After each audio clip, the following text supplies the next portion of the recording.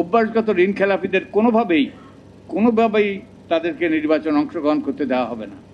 অনেকের বিরুদ্ধে ঋণ খেলাপের অভিযোগ ছিল এবং তারা আদালত থেকে স্টে অর্ডার নিয়ে তারা নির্বাচনে অংশ নিয়েছেন এবং নির্বাচন কমিশনেও অভিযোগ উঠেছে যে তারা অনেক ক্ষেত্রে ছাড় দিয়েছে, শিথিলতা প্রদর্শন করেছে।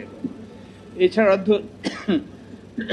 দ্বৈত নাগরিকের বিষয় নিয়েও অনেক প্রশ্ন উঠেছে। এরকম অভিযোগ উঠেছে যে অনেকে দ্বৈত নাগরিক এবং তারা প্রয়োজনীয় যে ডকুমেন্ট না দিয়ে তারা নির্বাচনে প্রতিদ্বন্দ্বিতা করার সুযোগ পেয়েছেন এবং এই দুটো যখন ঘটেছে তার তাৎপর্য আছে।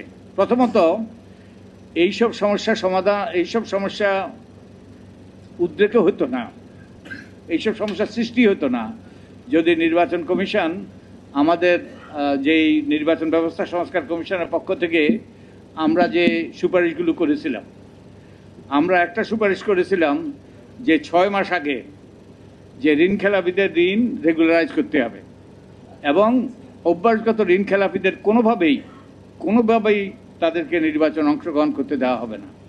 নির্বাচন কমিশন যদি এটা গ্রহণ করত, অভ্যাসগত ঋণ খেলাপি তারা হলো মানুষের পকেট কেটেছে, তাদেরকে আমাদের আইন ভঙ্গকারীদের কিংবা যারা মানুষের পকেট কেটেছে তাদেরকে আমাদের যে আইন প্রণেতা হিসাবে নির্বাচিত হওয়ার সুযোগ থেকে বঞ্চিত করা যেত।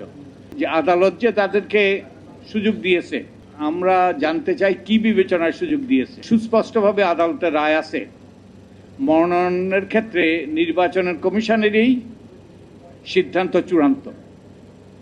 যে প্রথমত রিটার্নিং অফিসাররা মনোনয়নপত্র বাছাই করবে, তারা চূড়ান্ত প্রার্থীর সিদ্ধান্ত, তারা কাদের মনোনয়নপত্র বৈধ অবৈধ এটা নির্ধারণ করবে, তারপরে আপিল করার সুযোগ পাবে এবং নির্বাচন কমিশন সিদ্ধান্ত নেবে, যেটা আপনারা খতিয়ে দেখতে পারেন।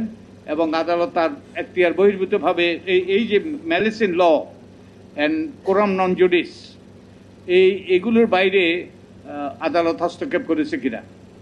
নাগরিক হিসাবে আমাদের অধিকার আছে আমরা প্রশ্ন তোলা, আমরা আদালতকে অবমাননা করব না, আমাদের প্রশ্ন তোলার অধিকার আছে। গ্লিটারের টুইন লেমন ও অ্যান্টিব্যাকটেরিয়াল ফর্মুলা বাসনকে চকচকে জীবাণুমুক্ত করে আমাদের দেয় গ্লিটার গ্যারান্টি।